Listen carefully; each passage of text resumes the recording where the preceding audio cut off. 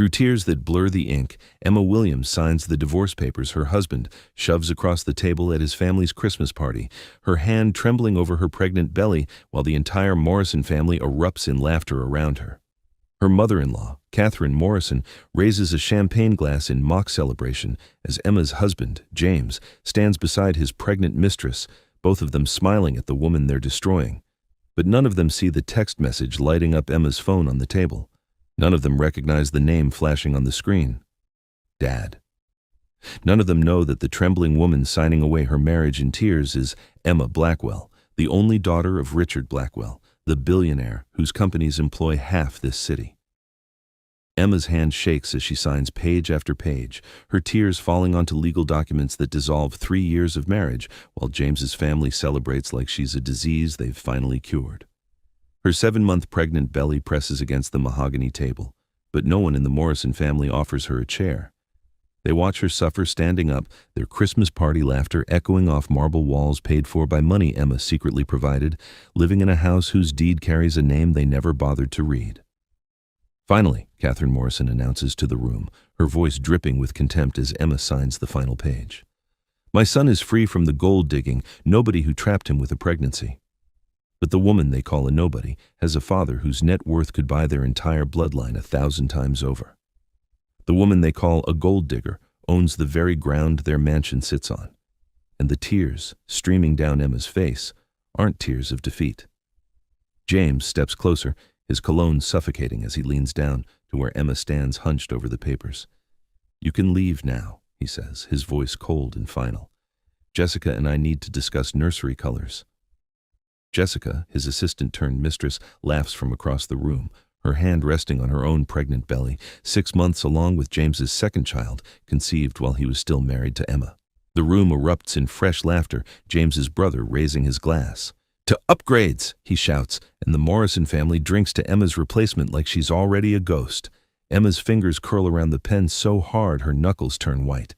She thinks about the day she met James 4 years ago at a hospital charity event where she'd been volunteering under her mother's maiden name, Williams, desperate to escape the suffocating world of billionaire galas and men who only saw her father's bank account. James had been different that night, or so she'd believed. He'd talked about his dreams of opening his own architecture firm, about designing homes for families who couldn't afford the big names.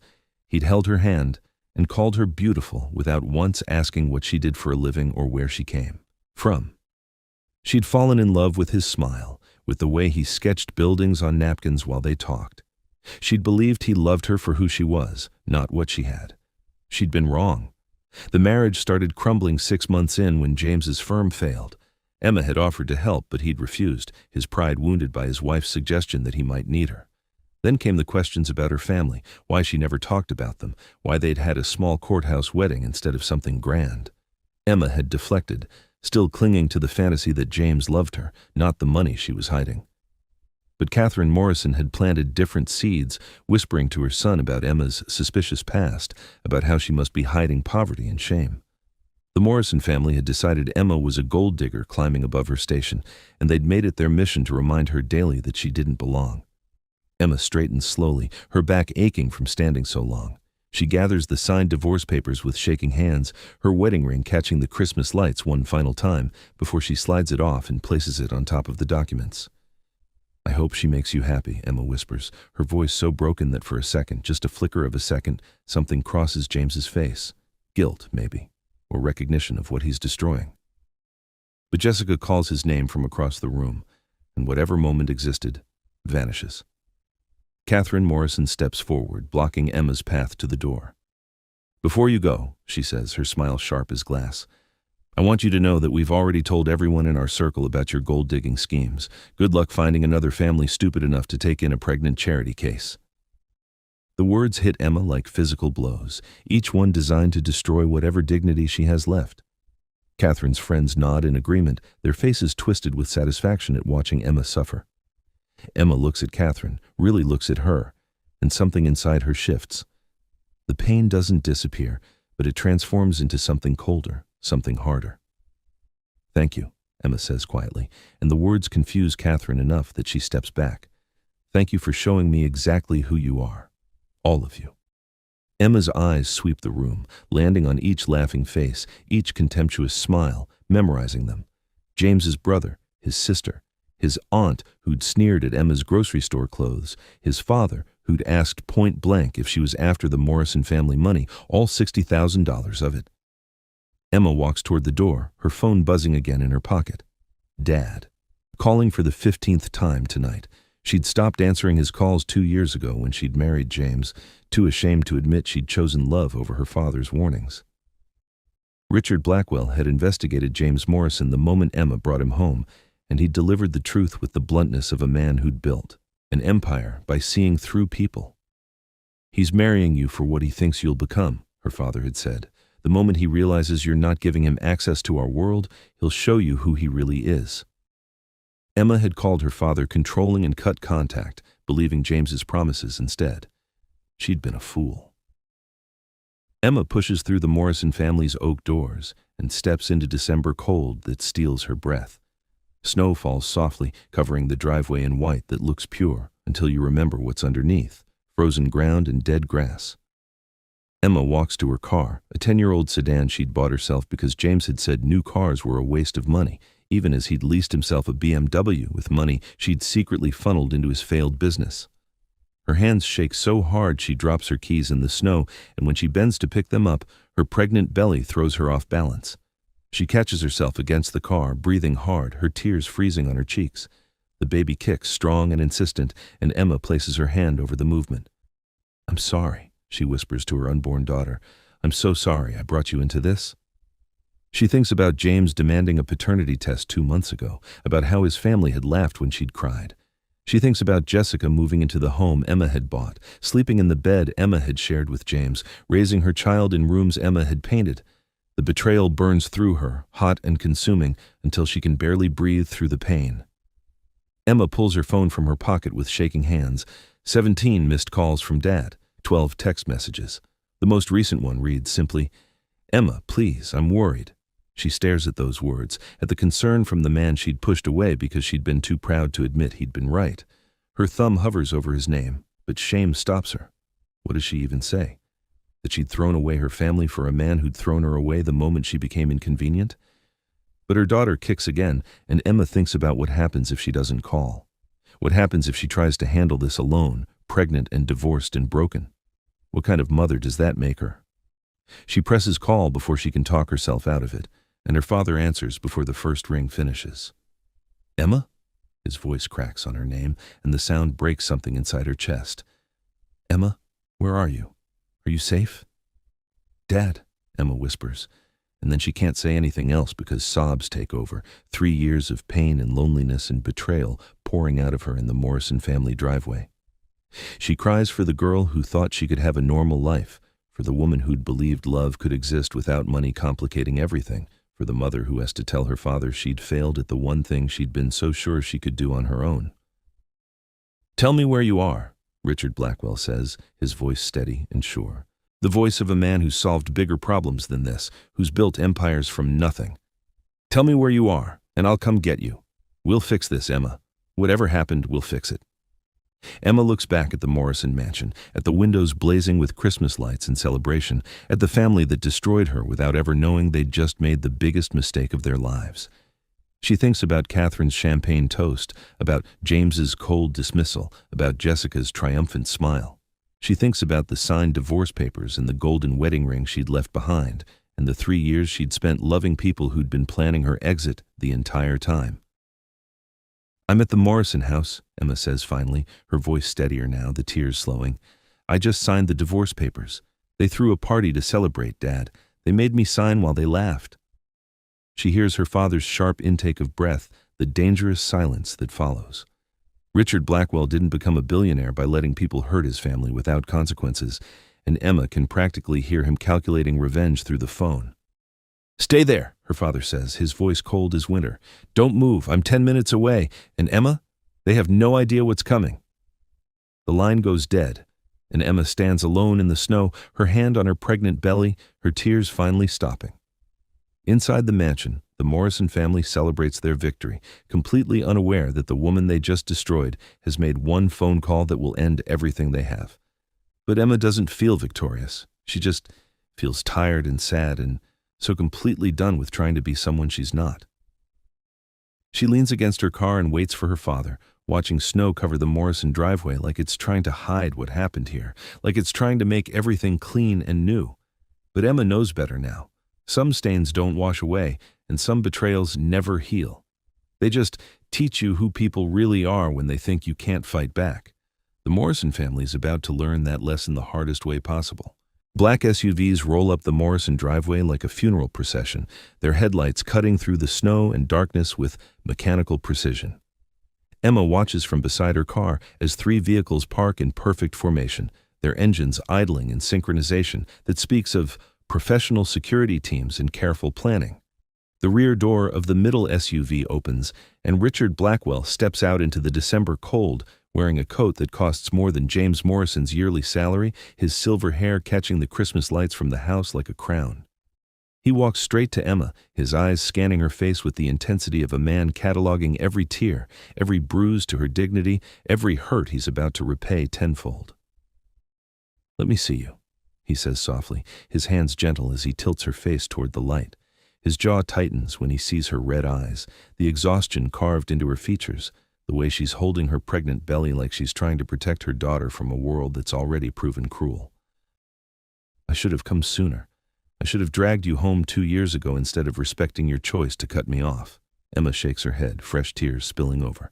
"You were right about him, about all of it. I was so stupid, Dad. I thought I could have something real, something that wasn't about money or power or business deals. I thought he loved me." Her voice breaks on the last word, and Richard pulls her into his arms carefully, mindful of her pregnancy, his hand cradling the back of her head like she's still his little girl who scraped her knee on the playground instead of a grown woman whose heart just got shattered by people too blind to see what they had. "You weren't stupid," Richard says firmly, his voice carrying the authority of a man who's negotiated billion-dollar mergers and hostile takeovers. "You were hopeful. You wanted to believe in goodness. That's not stupidity, Emma. That's courage they don't deserve." He pulls back to look at her, his eyes hard as diamonds now, the softness reserved for his daughter replaced by something calculating and cold. "But hope doesn't mean you let people destroy you, and courage doesn't mean you suffer in silence when you have the power to make them understand exactly what they've done." Inside the mansion, someone notices the SUVs. Emma sees curtains move, sees faces appear in windows, sees the Morrison family's curiosity shift to confusion, then concern as they count the vehicles and notice the security team standing at attention. James appears at the front door, his confidence from earlier faltering as he takes in the scene, his eyes moving from Emma to her father to the small army of professional bodyguards surrounding them. "Emma," he calls out, his voice uncertain now. "What's going on? Who are these people?" Richard doesn't answer James. Instead, he turns to the man emerging from the lead SUV, a sharp-featured attorney in his 50s carrying a leather briefcase that probably contains enough legal firepower to level a small country. "Marcus," Richard says simply, and the attorney nods, understanding passing between them without additional words needed. 30 years of working together means they communicate in shorthand, in glances and gestures that speak volumes. Marcus opens his briefcase and removes a stack of documents, their weight and thickness suggesting this isn't a simple legal matter, but rather a comprehensive dismantling of everything the Morrison family thinks they know about their lives. Catherine Morrison pushes past her son, her earlier champagne confidence making her bold in ways she's about to regret. "What is this?" she demands, marching down the driveway in heels that sink into snow with each step. "You can't just show up here with your little intimidation tactics. We have rights. This is our property, and you're trespassing." She stops short when she gets close enough to really see Richard Blackwell, close enough to notice the custom tailoring, the watch that costs more than her house, the way he carries himself like a man who's testified before Congress and made senators nervous. "Your property?" Richard repeats, his voice dangerously quiet. "That's interesting. Marcus, what does the deed to 1247 Maple Ridge Drive say?" The attorney doesn't even need to consult his papers. The property is owned by Blackwell Holdings subsidiary Evergreen Properties LLC, purchased 18 months ago through a private transaction. The current occupants are residing under a lease agreement that, as of tonight, has been terminated due to breach of contract clause 17, subsection 3, hostile treatment of family members. Catherine's face goes white. "That's impossible. We own this house. We've owned it for 15 years. But her voice wavers now, the confidence cracking like ice under pressure. James steps forward, his face confused and defensive. "What are you talking about? Emma doesn't have any family with money. She's nobody. She works as a substitute teacher, for God's sake. She drives a car from 2015. Richard's smile could freeze oceans. "My daughter worked as a substitute teacher because she wanted to help children, not because she needed the money. She drove a modest car because she was testing you, Mr. Morrison. She wanted to see if you'd love her without knowing she's Emma Blackwell, sole heir to Blackwell Industries, Blackwell Technologies, Blackwell Real Estate Holdings, and approximately 47 other companies that collectively employ 180,000 people and generate $34 billion in annual revenue." The words land like grenades, and Emma watches James's face transform from confusion to shock to dawning horror as he does the math, as he realizes what he's just thrown away. His brother appears in the doorway, still holding his champagne glass, but his hand has gone slack and the crystal is tilting, about to spill. Jessica stands behind him, her earlier triumph replaced by something that looks like panic as she understands she's pregnant by a man who just lost access to wealth beyond her wildest imagination. "No," James whispers, but he's looking at Emma now, really looking at her for the first time in months, and he's seeing things he missed. The way she carries herself despite her grief, the bone structure that comes from generations of good nutrition and excellent health care, the education in her vocabulary that he'd dismissed as her trying to sound smart. "Emma, is this true? Are you really Richard Blackwell's daughter?" Emma doesn't answer him. She doesn't owe him answers anymore. Instead, she watches her father work, watches him dismantle the Morrison family with the precision of a surgeon and the ruthlessness of a man protecting his child. "Marcus," Richard continues, "please inform the Morrison family of the additional complications to their situation." The attorney steps forward, his voice crisp and professional. "James Morrison, you are employed as a senior architect at Morrison & Associates, a firm that exists solely because of a capital investment from Blackwell Ventures 3 years ago. That investment is being withdrawn effective immediately, and the firm will enter bankruptcy proceedings by Monday morning. Catherine Morrison, you serve on the board of St. Mary's Children's Hospital, a position funded by annual donations from the Blackwell Foundation. Those donations cease immediately, and your board seat has been terminated. Thomas Morrison, your position as marketing director at Coastal Tech Solutions is eliminated as of tonight, as Blackwell Industries is severing all contracts with companies that employ individuals who have demonstrated hostile behavior toward family members." Catherine sways on her feet, her face gray now. "You can't do this. You can't destroy people's lives because your daughter got divorced. This is insane." But her voice has no power anymore, just desperate fear as she watches her world collapse in real time. Richard's expression doesn't change, but his voice drops even colder. "I'm not destroying lives because of a divorce, Mrs. Morrison. I'm responding to the fact that you forced my pregnant daughter to sign legal documents while you sat comfortable with champagne, mocking her pain. I'm responding to you calling my daughter a gold-digging nobody while she cried. I'm responding to you celebrating the humiliation of a woman carrying your grandchild." The word grandchild hits James like a physical blow. He stumbles backward, his hand reaching for the doorframe to steady himself. "The baby," he says, his voice hollow. "Emma, the baby is mine. I accused you of trapping me. I made you take a paternity test, but the baby is mine. And you're really Richard Blackwell's daughter, which means my child is the Blackwell heir." Emma sees the calculation in his eyes, sees him doing the math on what he's just signed away, not just a wife, but a dynasty, not just a marriage, but generational wealth that would have made his children untouchable. "Your child," Emma says, her voice steady now despite the tears still wet on her face, "will carry the Blackwell name, not Morrison. Your child will grow up knowing her grandfather loves her unconditionally, but her father threw her away before she was even born because he was too busy with his mistress to value what he had. Your child will have everything, James, everything except you." The words destroy him. Emma can see it, can see James Morrison finally understanding what his pride and Catherine's poison and Jessica's manipulation have cost him. Jessica pushes forward then, her pregnancy evident as she moves. "James, we have a baby coming too. You said you loved me. You said we'd build a life together." But her voice is panicked now, because she's realizing that the man she thought was her ticket to a better life just became unemployed, homeless, and completely broke in the span of 5 minutes. James doesn't even look at her, his eyes locked on Emma with something that might be regret or might just be grief over losing access to billions. Richard turns to Emma, his voice gentle again, the ruthless businessman disappearing and the protective father returning. "You don't have to stay here another second, sweetheart. Let's go home. Your old room is exactly as you left it, and I've already called Dr. Chen to come check on you and the baby. We'll make sure you're both healthy, and then we'll figure out the rest together."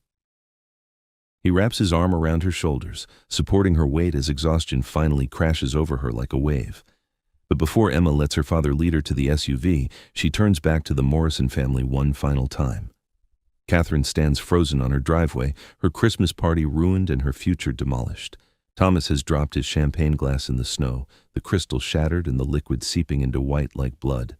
James's father has appeared in the doorway, his face pale as he processes that his family just destroyed themselves by mocking the wrong woman. And James himself stands at the center of it all, his hand pressed to his chest like he's checking if his heart is still beating, his eyes full of everything he's lost and will never get back. "I loved you," Emma says to James, her voice carrying across the snow in silence. "I loved you so much that I gave up everything to be with you.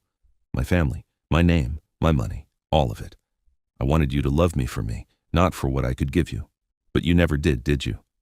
You loved what you thought I could become, not who I was.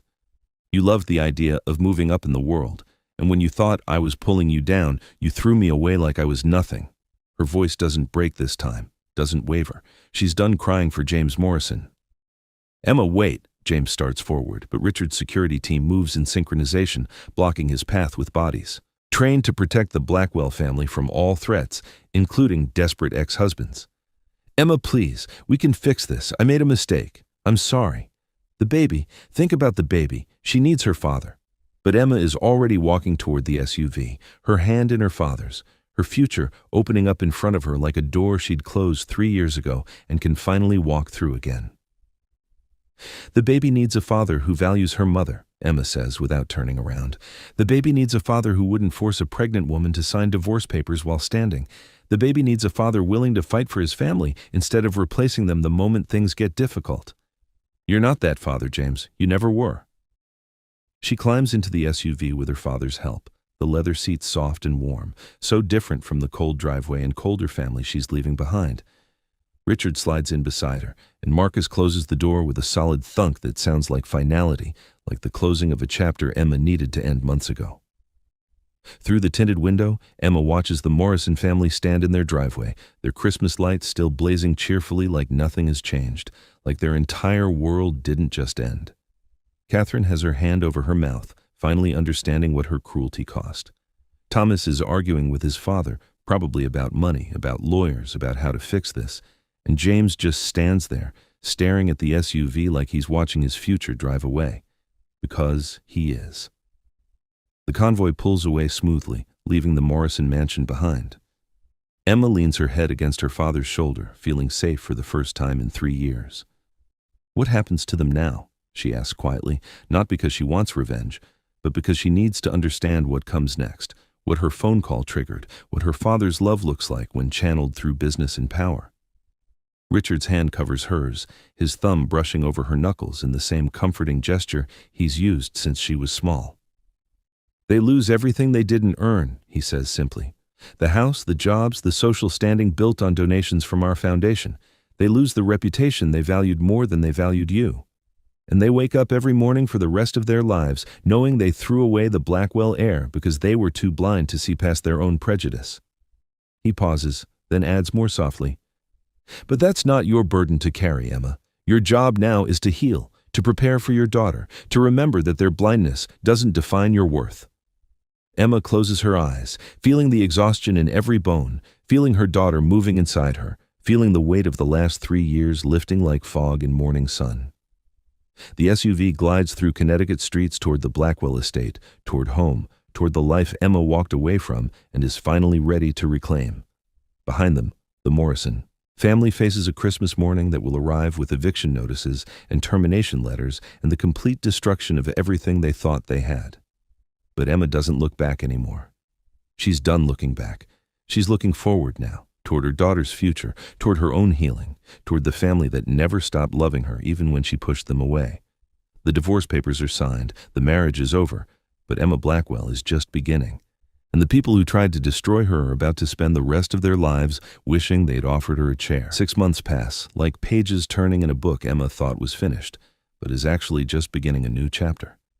She stands in the nursery of the Blackwell estate, sunlight streaming through windows that overlook gardens her daughter will someday run through, her hand resting on the crib where 3-week-old Grace Blackwell sleeps peacefully. The room is painted soft yellow, filled with toys and books and every comfort money can provide. But more importantly, filled with love from a grandfather who spent the first hour of his granddaughter's life crying tears of joy while holding her tiny hand. Emma hears the sound she's been waiting for, her father's footsteps in the hallway, steady and sure. Richard appears in the doorway holding a folder, his face carefully neutral in the way that means he has news Emma needs to hear but won't like. "The final reports," he says quietly, moving to stand beside her at the crib, both of them watching Grace sleep with her small fists curled against her chest like she's already fighting the world. Emma doesn't ask him to summarize. She already knows most of it from Marcus's weekly updates, but hearing it all together hits differently. The Morrison family lost everything. The house was auctioned to pay debts they'd hidden for years behind borrowed wealth and maxed credit cards.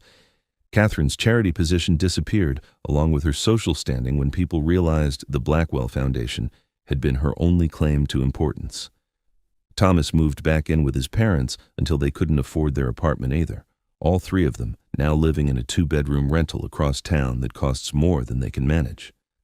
James's architecture firm collapsed spectacularly, taking his professional reputation with it, and now he works at a mall kiosk selling phone cases for minimum wage, while Jessica, who left him the moment his bank account hit zero, raises their son alone on government assistance.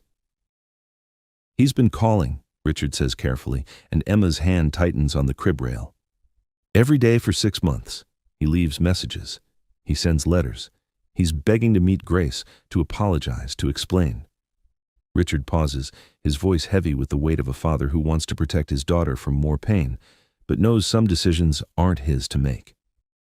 "The legal team says we can block him completely. Parental rights can be terminated given his abandonment, his forcing you to sign divorce papers while pregnant, his documented cruelty. You'd never have to see him again, and Grace would never have to know he existed." Emma looks down at her sleeping daughter, at the tiny person who has her father's nose and Emma's eyes, who will grow up with every advantage but also every complication of being a Blackwell. She thinks about James, standing in that driveway watching everything he'd destroyed drive away.